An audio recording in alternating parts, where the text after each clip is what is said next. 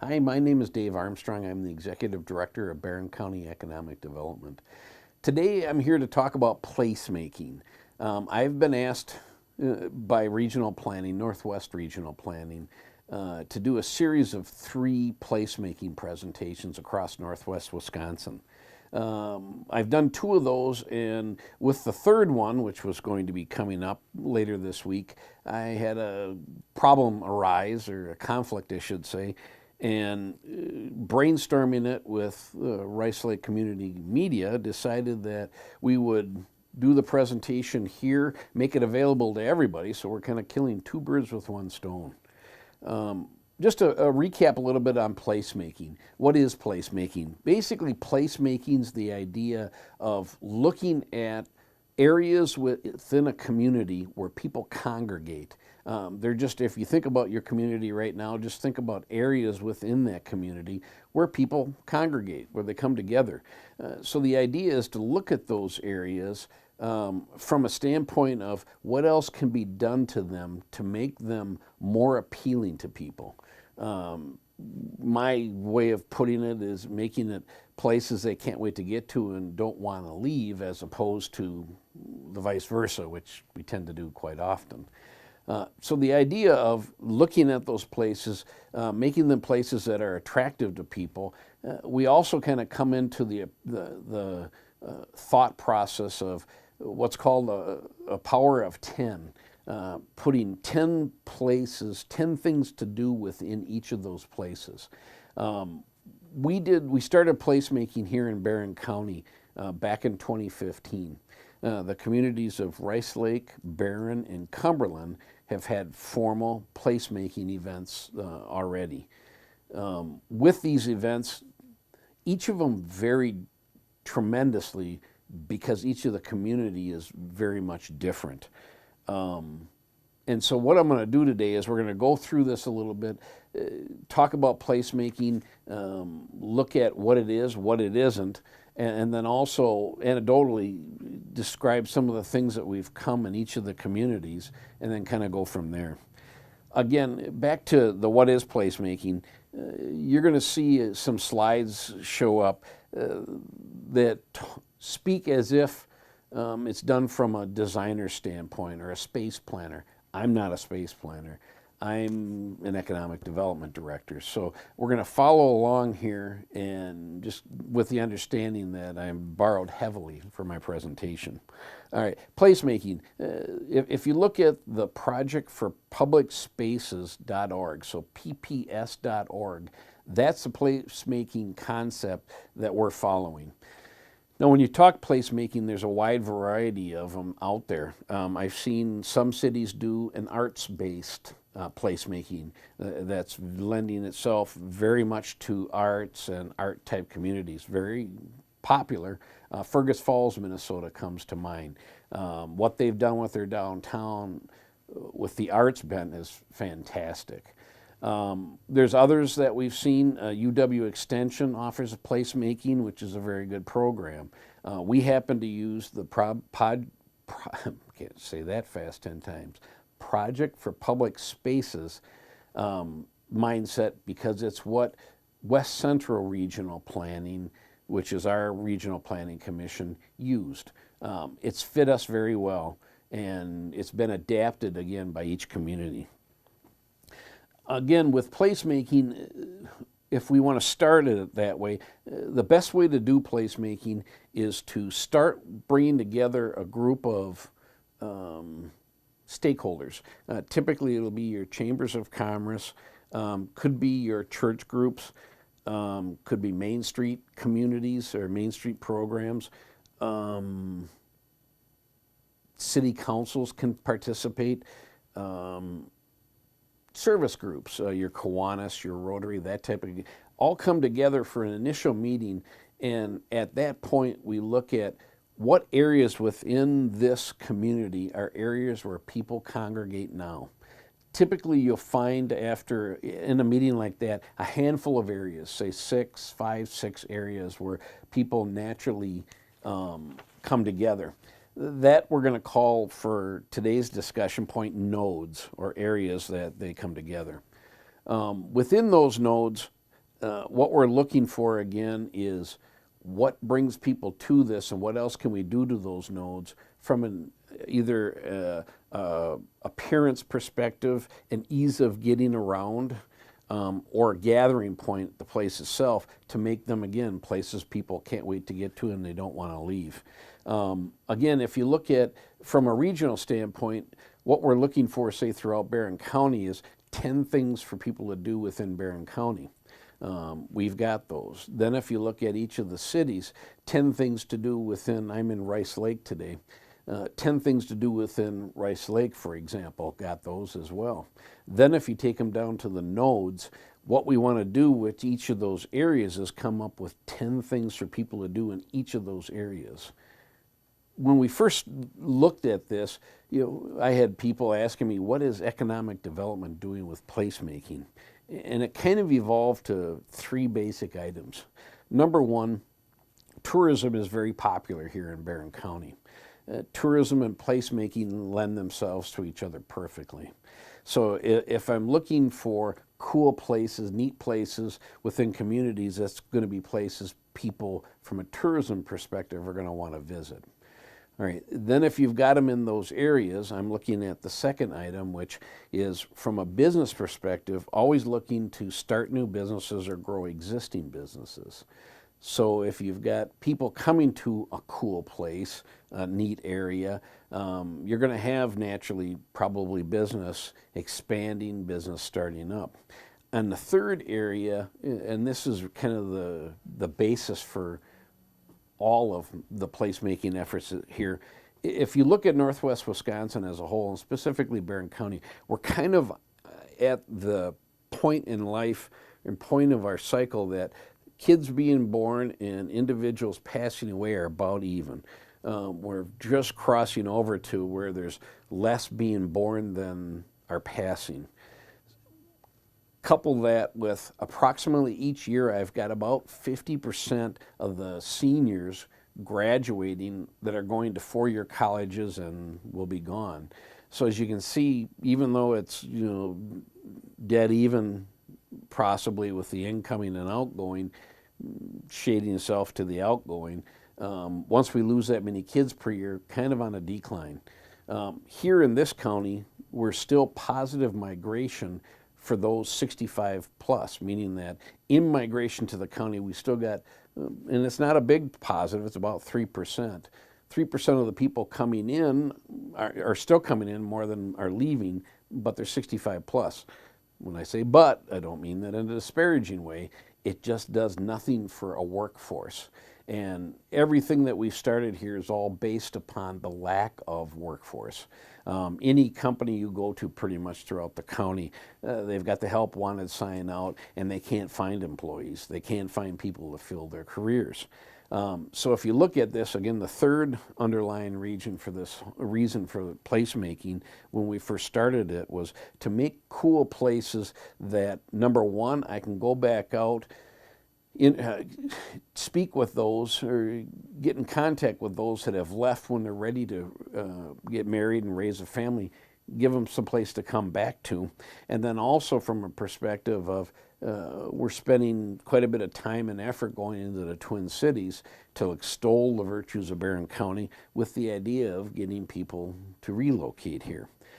Again, so the third phase is giving some of the amenities that people want, that the millennials want, creating cool places for them to come back to. So that's the 3 of the basic reasons why we got into this originally. So what makes a great place?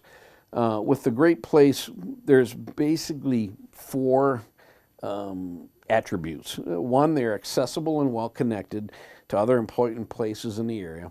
And when you say well connected, not meaning that I'm driving to point A, getting out, doing my thing, getting back in the car, driving to point B, getting out. What we want are walkable communities. We want sticky places, we're calling them. We prefer that it be someplace where they drive to, park, and then meander for hours or the better part of a day. The second item is, are they comfortable and project a good image? 3, they attract people to participate in activities there. 4, they are social environments in which people want to gather and visit again and again. Those are the 4 basic attributes of a great place. When you look at go back to the accesses and linkages again. Again, what we're looking for are walkable communities, bikeable communities, communities that aren't built, or places that aren't built around the idea that I have to use a vehicle to get here, get in, drive, go to the second place. Again, we want them out and about in the community, meandering. The second piece is the comfort and image. Questions to consider, I guess, about comfort and image. Does a place make a good first impression? Are there as many women as men? Because again, if I am too shy to each, either male or female, it's going to put off some of the... If you see all men, women are probably less likely to walk into an area. And the same thing with men to a great degree. Are there enough places to sit? Are the seats conveniently located? Do people have a choice of places to sit, either in sun or shade? An interesting note about that, when we did the Barron placemaking event, the city tried an interesting test. Is they purchased a bunch of inexpensive stackable chairs, plastic chairs, and just spread them throughout the city with the idea of, we want to see where these chairs kind of levitate to or get pushed to, because that's going to be the areas within which people are congregating, which is a great idea. I've got to tell you, the first day it started off with a practical joke. Somebody had gathered up all the chairs and put them outside of one of the banks downtown. But after that, it was interesting to track where the chairs went, because that kind of mapped out where the people are congregating. Again, if you look at it, are the spaces clean and free of litter? Who's responsible for maintenance? We're going to talk about city responsibilities or municipality responsibilities and how they fit in a little bit later. Does it feel safe? Are there security personnel present if needed? If so, what do these people do when they're on duty? And again, we're in rural Wisconsin, so the idea of security personnel, I don't know, it's kind of unfamiliar to us, because of our low crime rates. Let's say, is there a police presence, meandering through the crowd or meandering through the areas? Are people taking pictures? Are there many photo opportunities available? And I'm sure everybody's seen just the signs or the setting where you put your head in, and it's amazing how many times something like that is used. Do vehicles dominate pedestrian use of the space or prevent them from easily getting to the space? Again, we want the sticky places. The next item we had talked about was the uses and activities. Questions to consider: are people using the space, or is it empty? Is it used by people of different ages? How many different types of activities are occurring at one time? People walking, eating, playing baseball, chess, relaxing, reading, again, all within that space. Which parts of the space are used and which ones aren't? Is there a management presence, or can you identify anyone in charge of the space? Continuing on, the sociability aspect of it. Again, some of the questions: is this a place where you would choose to meet your friends? Are others meeting friends here? Are people in groups? Are they talking to one another? Do they talk to the people in other groups? Do people seem to know each other by face or by name? Do people bring their friends and relatives to see the place? Are people smiling? Do people make regular eye contact with each other? Does the mix of ages and ethnic groups generally reflect the community at large? Some ideas to consider when looking at the sociability piece of this. Next, I want to kind of go through, there's basically 11 principles that it all revolves around, placemaking does. And I'm going to kind of go through those, and then we'll give some anecdotes of what we encountered here in Rice Lake, in Cumberland, and in Barron when we kicked off the placemaking sessions. If you look at underlying ideas, when we start placemaking, the community's the expert, meaning that we're not relying on city council or a governing body to run the exercise and tell us what everything that we need to do in these areas. In fact, when we started ours here in the county, we did specifically the opposite, is we didn't want to have the city councils involved just to see if we could shy away from any kind of politics. And then we'll go back to some of their involvement once we get to the funding aspect. So when we first identified how we're going we're going to number one, do a placemaking event, we brought in just stakeholders. It would be again, I had mentioned them already, the chambers of commerce, maybe Main Street, some of the church groups, the social, other groups like the Kiwanis, the Rotary, et cetera. And then we identified the areas within which people meet in the city. At that point, then, we put a notice out there, we're going to hold a placemaking event, and we invited residents to participate. And again, stress highly residents. It was interesting because when you start an initiative like this, you're always going to have some naysayers everywhere. I mean, I've never yet been to a place where you don't. And we heard it in all of the areas that we started here. One, I remember saying in Rice Lake specifically, be lucky you get 35 people here. We ended up with 92 at our placemaking session. When we do the placemaking session, we invite residents, non-residents, anybody that would like to participate in or have a say in what goes on in Rice Lake, come on down and participate. When they did that, it was neat because in all three of the cities, we had non-residents come to participate in the placemaking event because that's the only time they'll ever have a say of what goes on in that city, being that they're maybe out of the city, out in the country. So the community, again, is the expert. From there, underlying ideas is we're going to create a place, not a design. I'm not a designer. Any of the folks here aren't designers. What we're looking to do is take a place that's already used for congregating, and we're going to look at it from a place, from a perspective of being a place that people can come to and do a lot of fun things.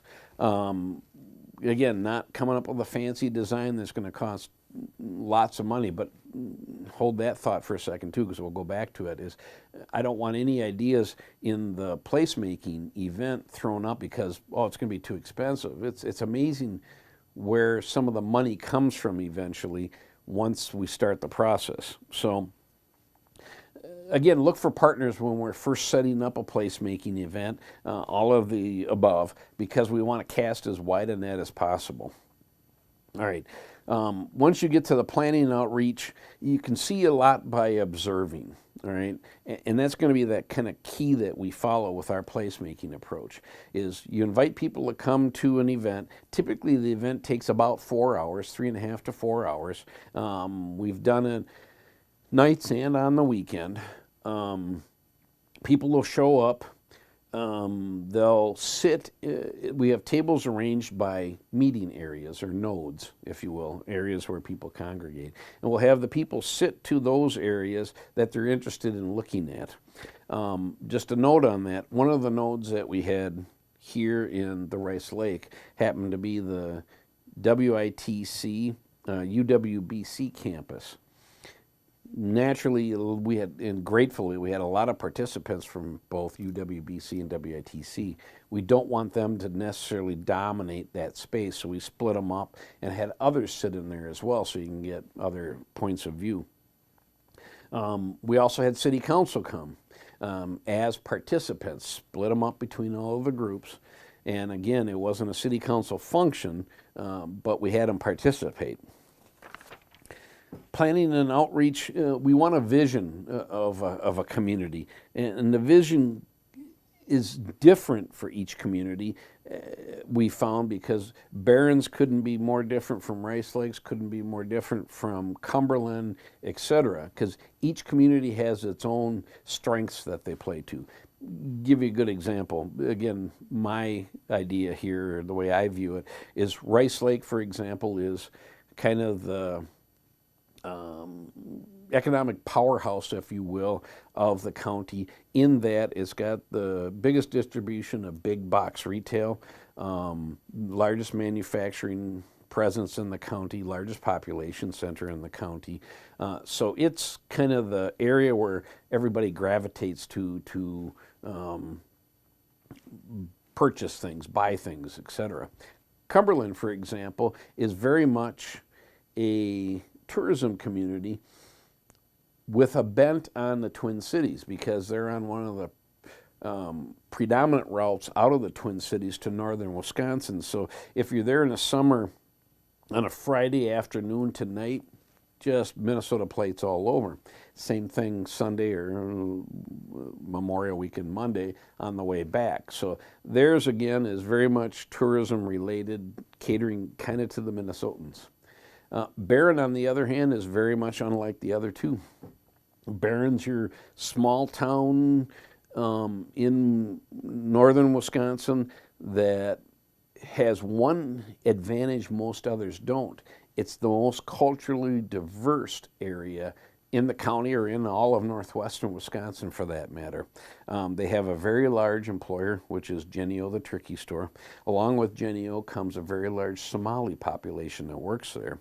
So if you look at the cultural makeup of the city of Barron, you've got a large Somali population, you've got a lot of old, a lot of young, large Spanish population. So it's something that some neat things can be done from the cultural perspective there you can't do in some of the other communities. So again, when we bring everybody together to the groups, the observation piece of it is we're going to send them out to the node, out to the meeting area with a little booklet, just to take note of what's there good, what's there bad, what doesn't need to be here, what could be here, type of thing. We kind of look at the areas within each city as a method of, let's triangulate how easy is it to get from nodes 1, 2, 3, or 4 to each other. Is there natural linkages, pedestrian, bike trails, etc., or do they have to, again, drive to each of the communities? And the goal should be, let's get them to walk each of the areas, rather than drive necessarily. On a broader level, for example, if a children's reading room in a new library is located so that it's next to a children's playground, and a park and a food kiosk is added, more activity will occur than if these facilities are located separately. That's the kind of the whole key behind placemaking, is what thing can be added on top of the other to make it a cool place. Lighter, quicker, cheaper. That's kind of the whole crux behind this, is when we're looking at this, doing the initial survey, is what can be done to this area lighter, quicker, cheaper. Again, the whole purpose of placemaking isn't to come to council after we're done with this with a checklist to say, all right, guys, come on, have at it. When you're going to start on all these things? That's not what placemaking is.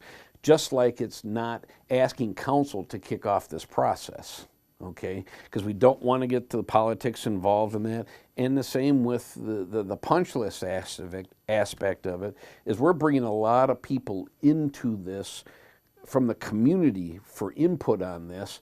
And it's been amazing in in all of the areas that we've done so far, what follows it as far as donations and volunteer time, et cetera, et cetera. Typically the cities, the councils will get into it eventually, and we'll talk about that in a little bit. Implementation, again, money's not always the issue. A good example is one of the cities that we've done this in so far. A park was identified as one of the placemaking areas. All right, that park was predominantly a soccer field. Well, if you look at the soccer field, that's a use. Well, then one of the service organizations got on board and donated a boat full of playground equipment. Now you've got 2 uses or concurrent uses. Then you've got another group got together and put some exercise pads in there. Now we've got 3 uses. The city, not to be outdone, one of the city council members decided, great place now that we've got all this stuff going on in this area, great place for a splash pad. And so the city ended up putting in a splash pad at the same place. Now that park is the busiest park in that city by a long spot, because now if you've got, and then you'll see we've got a number of food trucks that will be traversing the county at any given time. You'll see them start showing up to events down there as well. So now if you look at an area that used to be a soccer field, it's now a multi-purpose field that has 4 or 5 or more uses. There's a shelter there for picnics as well. So now you can see how what started out as a soccer field has morphed into the busiest park probably in the city at this standpoint, just by adding other things people can do there. You're never finished, because we've had one community that didn't start the placemaking originally, and excuse me, they came back to us and said, so what does this look like when it's finished? And I told them, I don't mean to be flippant, but I don't know, because I don't know that there's an end date on this, and I don't know what your steering committee in your town is going to do with your placemaking, because they all vary. So there isn't really an ending. This is something that's meant to be started and continue to evolve. We're going to talk a little bit about the challenges to that as well, and I'll get back to that in a minute.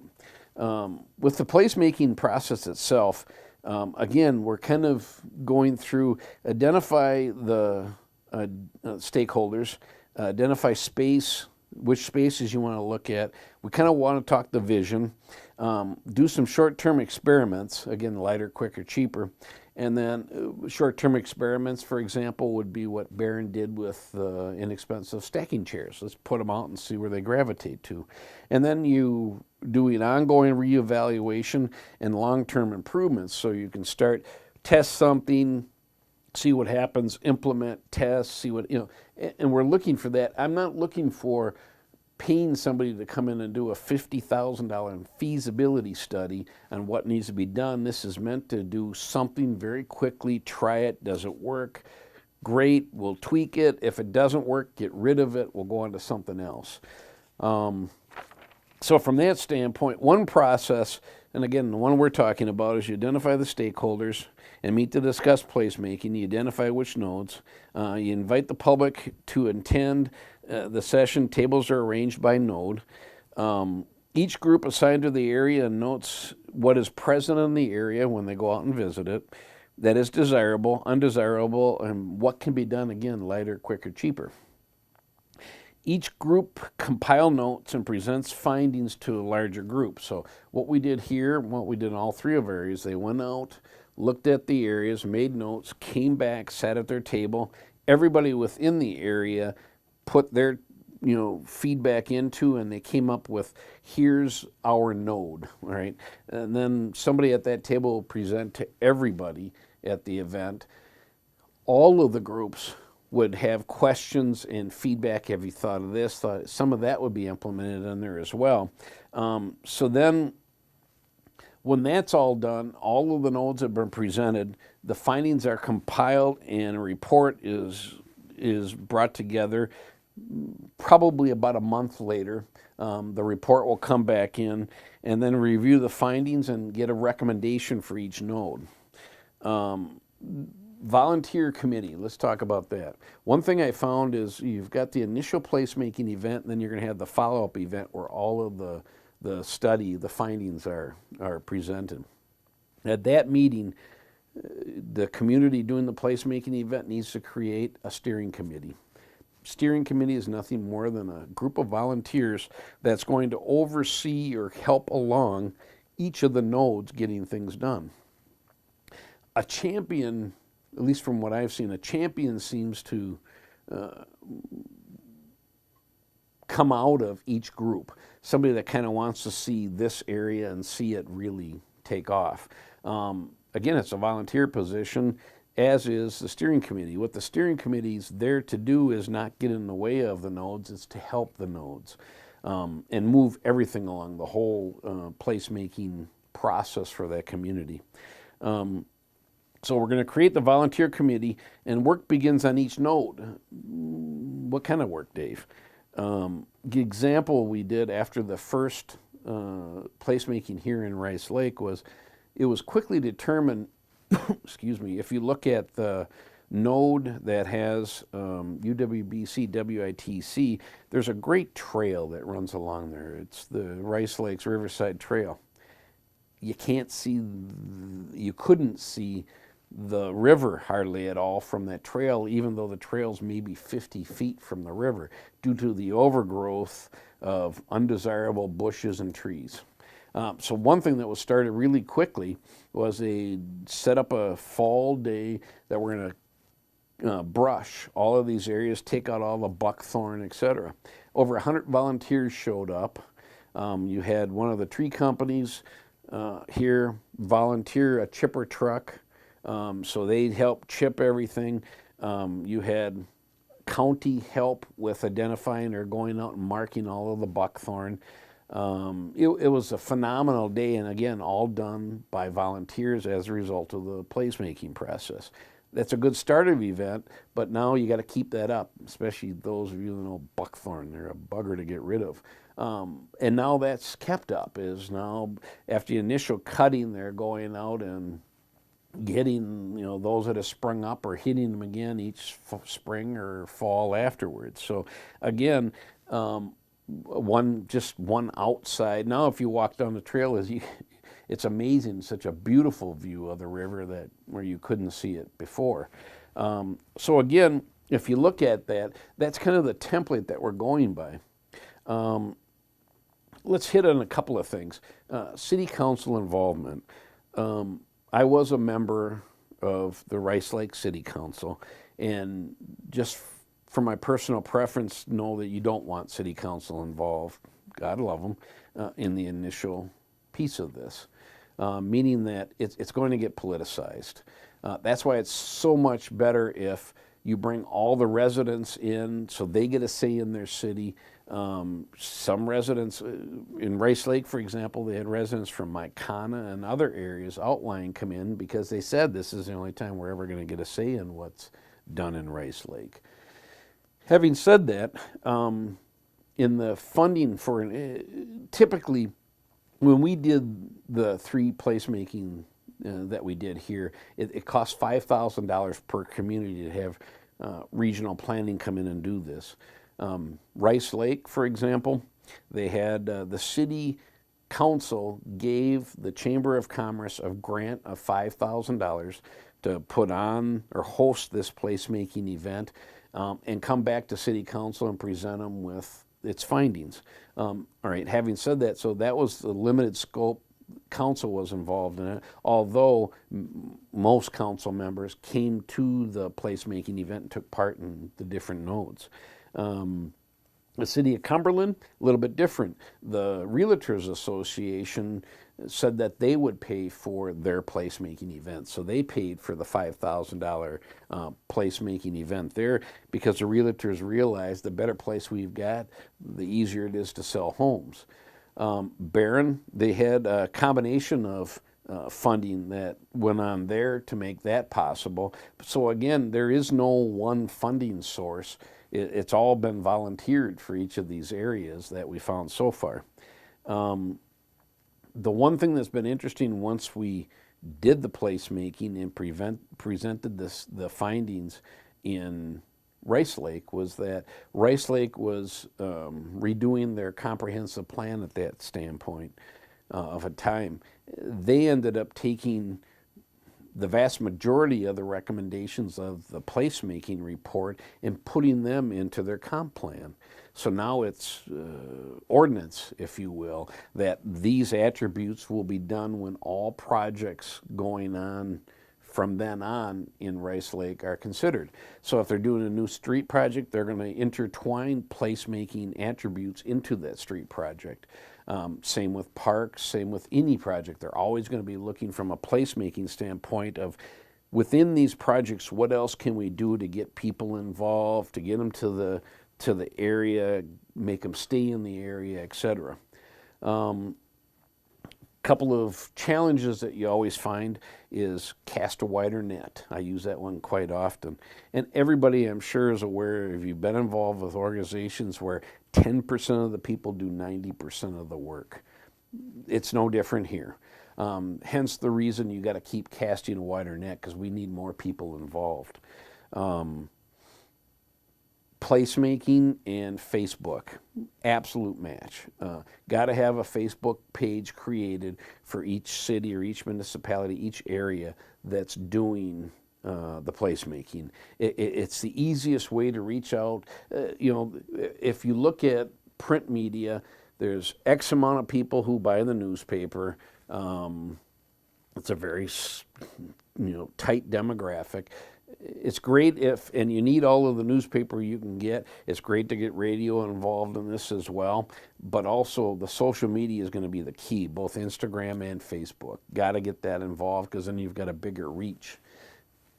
And you can keep going back to that constantly to show pictures of the progress or pictures of the bigger groups, hanging out in each of the cool places that's been created.